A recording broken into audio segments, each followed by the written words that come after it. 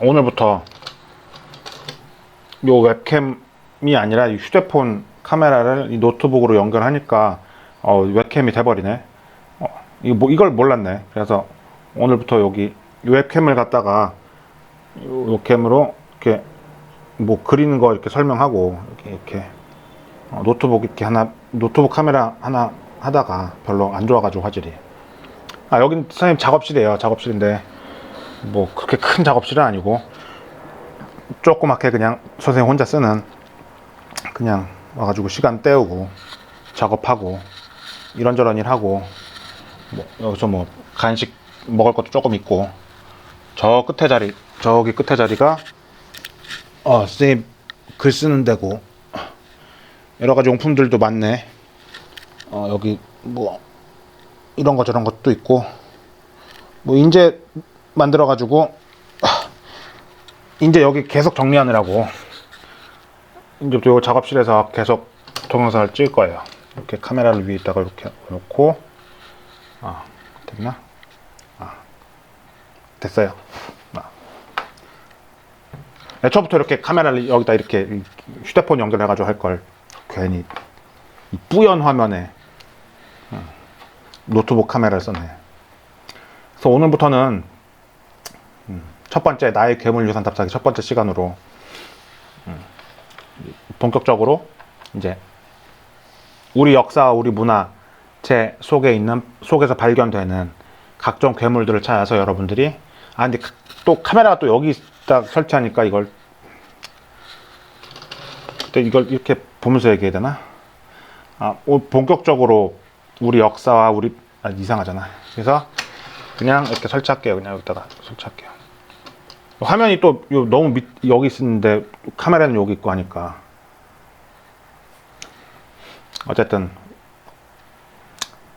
수업을 시작할게요. 여기 나의 괴물 유산 답사기 첫 번째 수업인데, 본격적으로 우리 역사와 우리 문화재 속에서 발견되는 그 각종 괴물들을 찾아가지고 여러분들이 직접 새로운 형태로 발견해서 새로운 형태로 여러분들이 직접 발전시켜보는, 새로운 형태로 발전시켜보는 작업을 시작하도록 할 거예요, 이제부터. 그래서 그 전에 우리 문화 속 괴물의 형태를 알아보는 시간인데, 먼저 단군 신화 속 가장 오래된 그 괴물 소재로 나오는 가장 오래된 이야기가 뭘까 생각해 보니까, 단군 신화 속 웅녀의 이야기를 모르는 학생들은 없을 거예요. 그러니까 우리는 애초부터 곰이라는 이 암콤, 암컷 곰, 곰이라는 동물을 인간과 공감하는 소재를 사용을 했죠. 그러니까 동물과 인간이, 그러니까 자연과 인간이 조화된 친숙한 괴수로서의 자연을 이야기했죠. 단군 신화 때부터. 그래서 웅녀, 암콤 숭배, 이거는 여러분들 보시다시피 우리나라 조선시대 미인도와 우리나라 단군 신화의 웅녀와 조합해가지고 일러스트 한번 시켜봤어요. 뭐 이렇게 그리라는 게 아니라, 이렇게 그리라는 게 아니라 설명을 듣고서 여러분들 나름대로 뭐 캐릭터나 뭐 여러 가지 뭐 발전 한번 해보자는 거지, 뭐 그렇게 어렵게 생각하지 마세요. 뭐 하는 방법 다 알려줄 테니까. 그래서 웅녀, 암콤 숭배에 대해서 이런 전설이 또 어디 없을까 해서 충남 공주시로 한번 가봤어요. 충남 공주시로 가보니까 고만아루라는 곰사당이 있는데, 어떤 이야기가 서려 있나 공고 살펴보니까 어떤 사냥꾼이 암콤에게 잡혀가지고 도망치는 과정에서 웅녀가 자살한다는 설화가 기록되어 있는 곳이에요. 좀 무시무시하죠. 사냥꾼이 이쪽 강을 건너가지고 여기서 뭐 없나 사냥을 하러 갔는데 곰한테 잡혔다는 거야. 그래서 몇 년 동안 곰이랑 같이 살다가 이 강을 건너서 빠져나오면서 곰이 너 어디가 거기 안 서 하면서 그러다가 물에 빠져 죽었대. 그런 무시무시한 설화가 기록되어 있는 곳이에요. 이런 고만아루, 여기 고만아루로 가는데, 이런 고만아루 설화는 그러니까 어떻게 보면 애처로운 어떤 여성을 곰에 빗대어서 이야기를 하고 있는 거죠. 사람들에게 웅녀의 비극을 전함으로써 여성에 대한 어떤 교훈을 주려고 했다라는 점을 알 수 있어요. 단군 신화 속 이 웅녀, 단군 신화 속 이 웅녀는 한반도 여기저기 남아가지고 이 여러 가지 곰사당이 한반도 도처에 있는데, 그렇다면은 단군 신화 속 승자의 웅녀는 한반도 여기저기 설화 속에 남아 있는데 중간에 뛰쳐나갔던 호랑이는 어디 숨었을까? 찾아가 보니까 강원도 고성군 건봉사에 호랑이 산신각이라고 있더라고요. 근데 건봉사 숲뿐만 아니라 우리나라 다양한 사찰에 산신각이라는 이름으로 호랑이를 신성한 괴물성으로 섬기는 그런 민간 신앙이 됐어요. 호랑이 자체가. 그게 특징이죠. 지금 여전히 아직도 이게 마스코트로 사용하고 있죠. 우리나라에서 호랑이를 가지고서. 우리나라 축구 대표팀의 엠블럼인데 여러분들 아시다시피 이것뿐만 아니라 각종 한국을 상징하는 마스코트로 호랑이의 상징을 이용하고 있어요. 이건 중국의 중국 축구 대표팀의 그거고 엠블럼이고, 이거 일본 대표팀의 엠블럼인데 3조고, 고구려 상징 3조고를 일본이 갖다 쓰고 있네. 중국의 용과 봉황을 융합해가지고 중국 축구 대표팀을 이렇게 마스코트 쓰고. 셋 다 상상 속 동물이죠. 우리나라 이거는 뭐 상상 속 동물일 수도 있고 아닐 수도 있지만 어쨌든 뭐 이인화 시켰으니까. 이러한 옛 이야기들을 그 민속 문화관에 설화라고 하는데, 신화, 전설, 민담을 서로 한묶음으로 설화라고 이야기를 하는데, 그러니까 신화는 가장 큰 개념으로 단군 신화 뭐 그런 것처럼 신과 영웅의 신성에 대한 이야기예요. 전설은 제일 큰 개념이죠. 신화는. 그리고 어느 지역의 전설, 어느 지역에 내려오는 전설, 전승 근거가 있는 이야기예요. 그러니까 진해마을 전설, 뭐 까치고개 전설 이런 것처럼 어떤 근거가 있는, 어떤 동네에 어떤 근거가 있는, 어떤 바위에 깃들어진 전설 뭐 이런 것처럼, 어떤 나무에 깃들어진 전설 이런 것처럼 초자연적 현상에 대한 개인의 체험담인데 근거가 있는 이야기를 전설이라고 해요.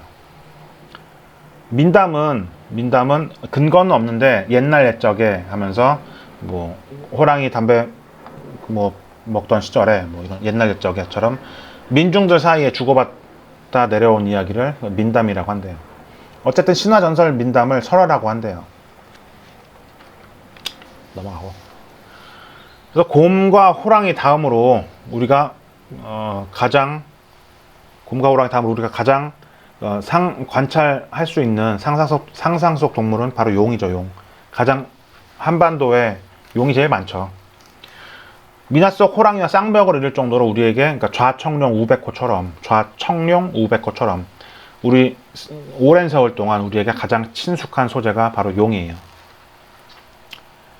이 왼쪽의 문화재는 그 9마리 서로 다른 성격의 용을 목조각으로 만든 작품인데, 목조, 구령, 장식구, 이거를,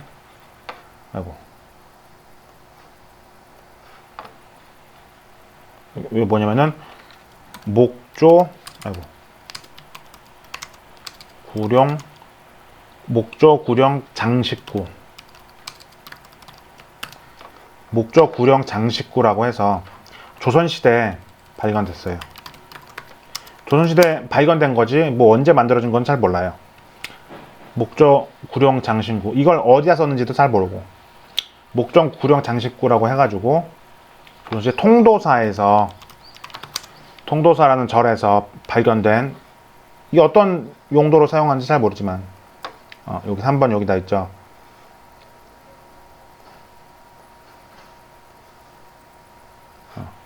통도사에서 발견된 목조, 구령, 장신구예요. 9마리 서로 다른 용을, 서로 다른 성격의 용을 목조각으로 만든 건데, 이게 근데 어떤 용도로 사용했는지는 잘 몰라요. 뭘까 대체 이게? 이게 꽂는 거였을까? 어쨌든 요거를 이런 식으로 일러스트 한번 해본 거고. 옛날에, 그러니까 용이라는 존재에 대해서 우리가 맨 처음에 몰랐을 때 이야기를 듣고 용을 이거 디자인했을 거 아니야. 그러니까 어떤 이야기였냐. 머리는 낙타와 비슷하고 뿔은 사슴과 같고 눈은 토끼와 같고 귀는 소 같고 발톱은 매와 같고 주먹은 호랑이와 같다 라는 이야기를 듣고 옛 조상들이 어떻게 용의 모습을 표현했을까? 그 첫 번째 용이 무엇일까? 가장 오래된 용이 무엇일까? 그게 좀 궁금해가지고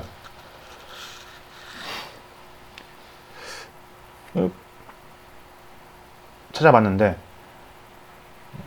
이게 용은 우리에게 단순한 상상 속 동물이 아니라 실존에 있던 우리 그러니까 다양한 생활 용품으로 변이 돼서 디자인 돼가지고 다양한 생활 용품 안에 용의 모습이 이렇게 담겨져 있죠. 이것뿐만 아니라 되게 많은데 어쨌든 화면 시간 관계상 요 세 개 일단 볼게요.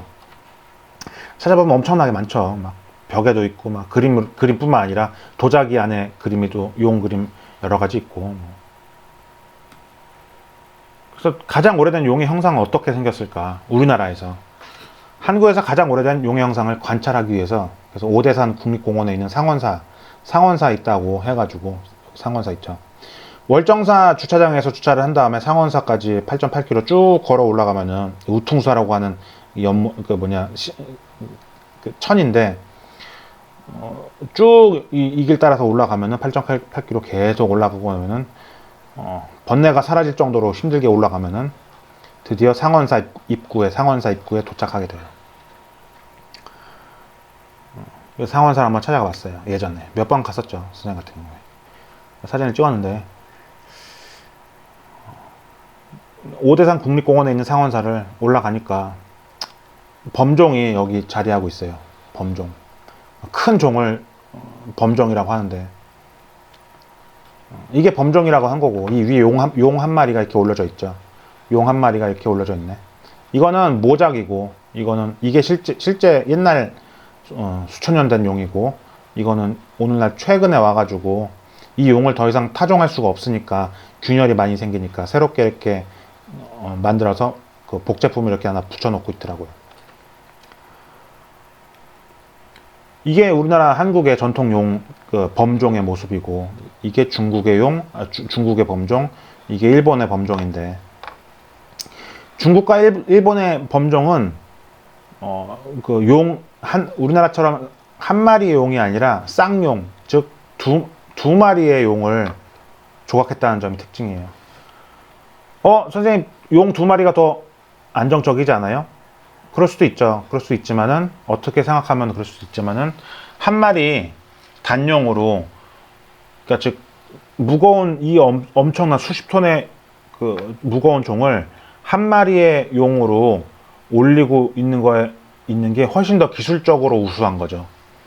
왜냐하면 고리 하나로 수십 톤의 무게를 견딜 수 있도록 설계를 해야 되니까. 그래서 중국, 일본보다 높은 그 쇳물 다루는 기술력이 있었다는 증거가 되죠. 이 용 한 마리를 봤을 때. 범종은 게다가 이게 매다는 기둥뿐만 아니라 우리나라 종의 특징은 단순하게 일본이랑 중국처럼 용의 모양을 활용해가지고 이렇게 고리에다 이렇게 매다는 기능뿐만 아니라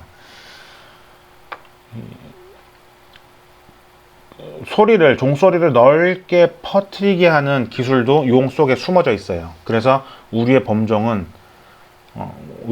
위에 용은 단순히 용의 모습을 표현한 것이 아니라 우리 선조들이 쇳물 다루는 기술과 예술성이 동아시아에서 가장 우수했다라는 증거가 되고 있어요. 우리나라 용을 보면은, 범종을 보면은 용류부와 종신으로 크게 나뉘는데, 용류부에는 용꼬리, 요거를 용통이라고 하고, 요 용꼬리, 이 당좌를 땡, 여기를 나무로 땡 치면은 용통에서 소리가 넓게 퍼진다고 그래요.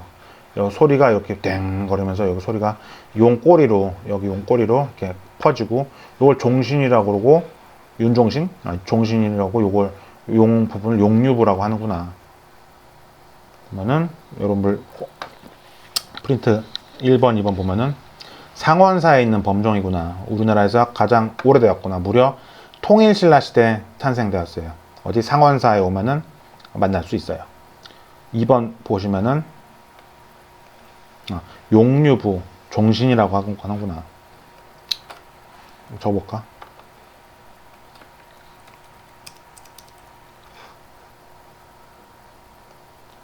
여러분들 나와드린 프린트를 펼쳐보면은 상원사에 있는 범종이구나.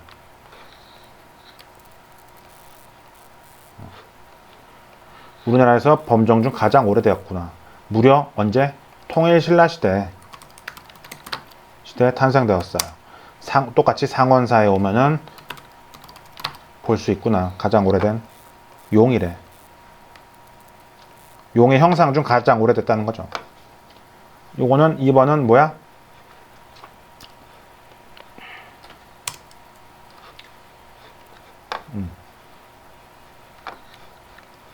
이거 뭐예요?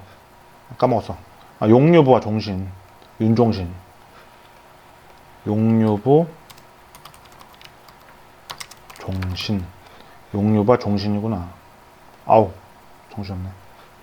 요거를 용통이라고 하는구나. 적어 놓으세요. 그리고 여기 그 종을 때리는 부분을 당자라고 하는구나. 당좌. 여기까지만 알면 되죠. 뭐.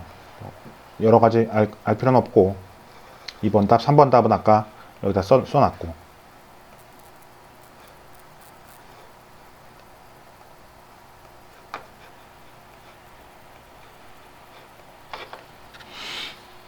그래서 범종은 크게 용류부와 종신으로 되어 있구나. 용류부의 용꼬리는 용통이라고 하고, 요 용꼬리를 용통이라고 그러고, 종신부의 종을 치는 부분을 여기 당좌라고 하는구나.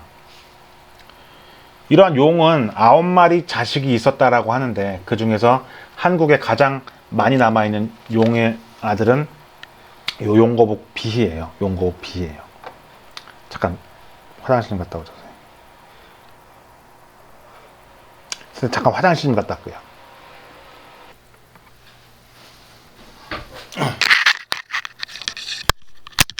아이고, 화장실 못 갔다 오네. 빨리 화장실 금방 갔다 왔어요.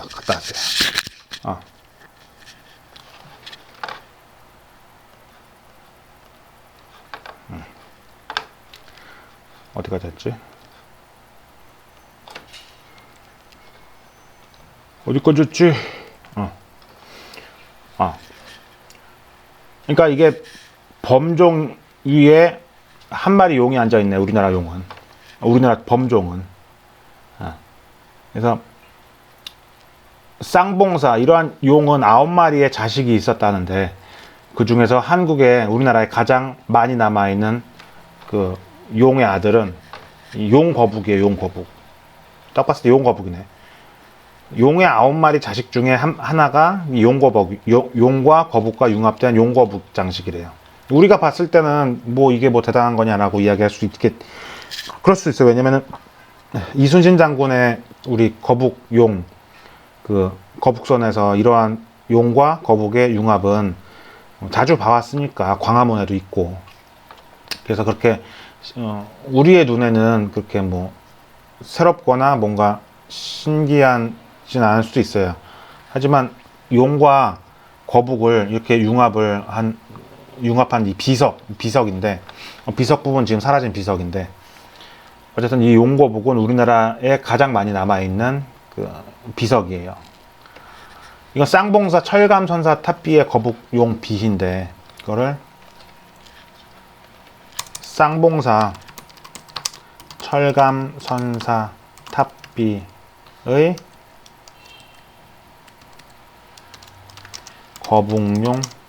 거북용인데, 비희, 다른 말로 비희라고 그래. 비희. 거북용을 비희라고 한구나. 이건 쌍봉사 철감 선사 탑비의 그 거북용 비희인데, 무거운 비석을 짊어지고 있는 용거북이에요. 그걸 비희라고 한대. 용거북. 이게 세상에서 가장 아름다운 거북용이라고 할 수 있어요. 왜냐면은 이따가 설명할 건데, 이걸 귀부라고 하고, 이 거북용 부분을 귀부라고 하고, 그리고 이 비석 부분을 비신이라고 해요. 그리고 위에 있는 부분을 이수라고 그래요. 이 용 모양을 새긴 부분을 이수라고 그래요. 근데 이거 보면 쌍봉사 철감선사 탑비를 보면은 뭐가 없어? 이 비신이 없네. 아쉽게도 비신이 없네. 이 비신이 사라져 있죠. 근데 오히려 감상자 입장에서는 여기 선생님이 딱 섰을 때 이 이수 부분을 자세하게 관찰할 수 있는 게 오히려 더 이걸 자세히 보면은 이 부분을 자세히 한번 사진 한번 찍어봤는데 이때 일러스트 한번 해보고 구름 속에서 나오고 있는 세 마리의 용들이 이 부드러운 대리석으로 이렇게 깎은 게 아니라 아주 단단한 화강암 재질로 깎은 거거든요, 이게. 그래서 단단한 화강암 재질로 만들었다고는 믿겨지지 않을 정도로 상당히 정교하게 작업이 되어 있죠. 어디론가 가는지 앞발을 살짝 들고 있고 씩 웃으면서 입에는 뭐야 이거 여의주를 하나 깔뜩 물고 있죠. 이 비석이 없더라도 귀부와 이수만의 조합으로도 어떻게 보면 상당히 완벽한 예술 작품이라고 이야기할 수 있죠.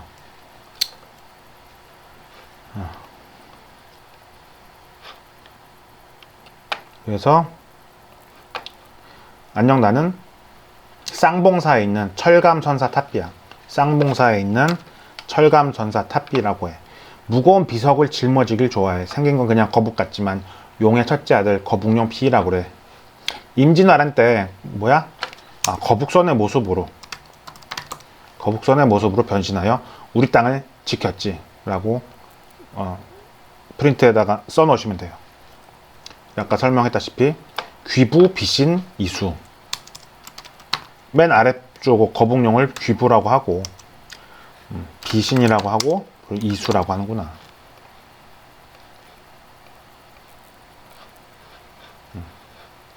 귀부, 비신, 이수. 뭔지 알겠죠? 그래서 우리 괴물 문화재의 구조를 파악해보자. 계속 부르냐 이거. 그래서 뭐 이건 참고용으로 여러분들이 한번 선생님이 작업했던 건데 예전에 참고용을 한번 선을 한번 깔끔하게 한번 요 그대로 선을 따고 여기다가 옛 이야기 스토리를 넣어가지고 일러스트 한번 시켜본 거예요. 그러니까 먼저 문화재 구조를 여러분들이 한번 파악을 한번 해봐야겠죠. 되게 많으니까 우리나라 문화재들이 이런 괴물 문화재들이 상당히 많으니까 흥미있는 재밌고 귀여운 괴물 문화재들이 많으니까 이거를 수업의 소재로 한번 사용해 본 거예요. 또 오늘 이런 식으로 계속 다음에 사자하고 다음에 다른 괴물하고 이런 식으로 계속 수업을 할 거니까 여러분들이 일단 감상 수업은 이런 식으로 따라오시면 돼요. 요 계속 프린트 해가지고 그리고 나중에 선생님이 과제로 제시해 주는 거 여러분들이 해오시면 되는 거고. 일단은 감상 수업이니까 뭐 그렇게 어려운 건 없어요. 이거 그냥 답만 써놓으시고 일단은 정보는 알아야 되니까 뭐 라인 이거 선 따지 마세요. 일단 나중에 하나만 골라가지고 할 거니까. 오늘 수업은 여기서 마칠게요.